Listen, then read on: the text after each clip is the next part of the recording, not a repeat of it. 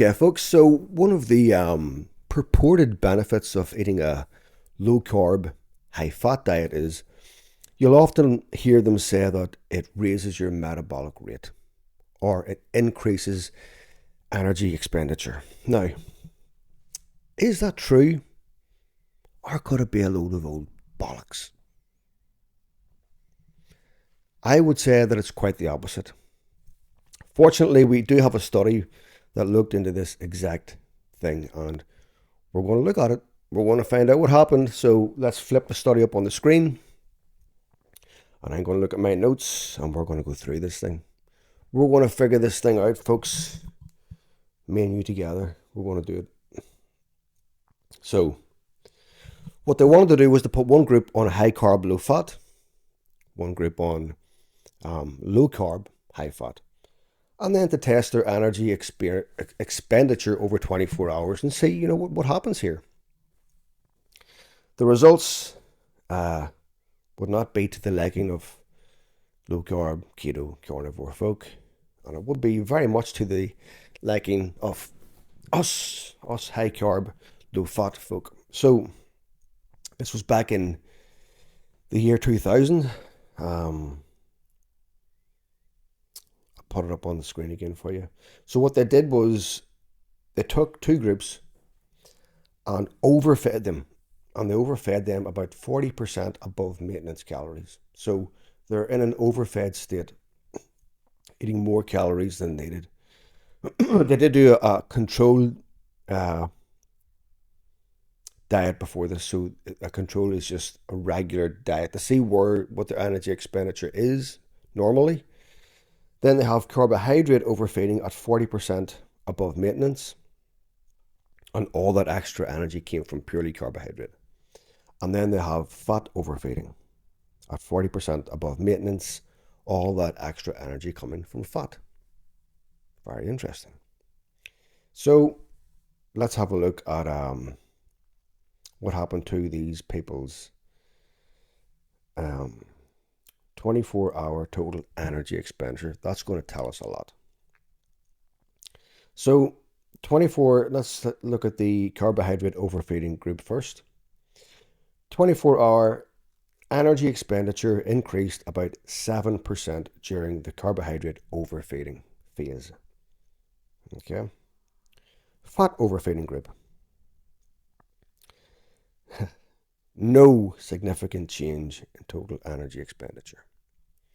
Now, interestingly, one of the findings, they said this, the researchers said this, overfeeding fat had almost no thermogenic response, which could be seen as evidence that fat is more storage friendly. Now, if you've seen my earlier videos, and the body, it very, very efficiently stores fat. You put it in here and it goes right into the fat cells with no alteration. Okay. Carbohydrate, it's just the human body is extremely inefficient at turning carbs into fat. You have to eat all your maintenance calories. Then you have to fill up all your glycogen in the muscle and liver. That's what happens to excess carbohydrate. Then if you even go through that, after that, the body just increases carb oxidation. It starts burning it off. It would prefer to burn it off rather than convert it to fat.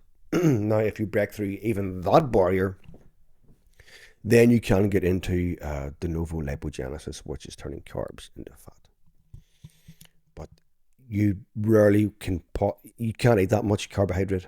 So in real world circumstances, you're not turning carbs into fat. You are storing fat as fat.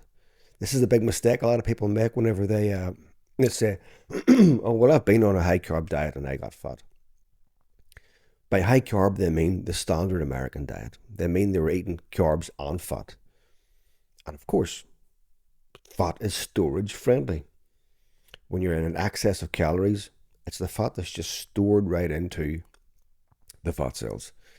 The final proof of this, as I said in one of my previous videos, when fat biopsies are performed and you look at people's body fat, you can tell where it came from. Did it come from dietary fat, or was this new fat created from stored carbohydrate? And 98% of it is dietary fat with no alteration. That's how they know where it comes from. And 1 to 2% is new fat created from carbohydrate. Human beings do not turn carbs into fat in any appreciable amount.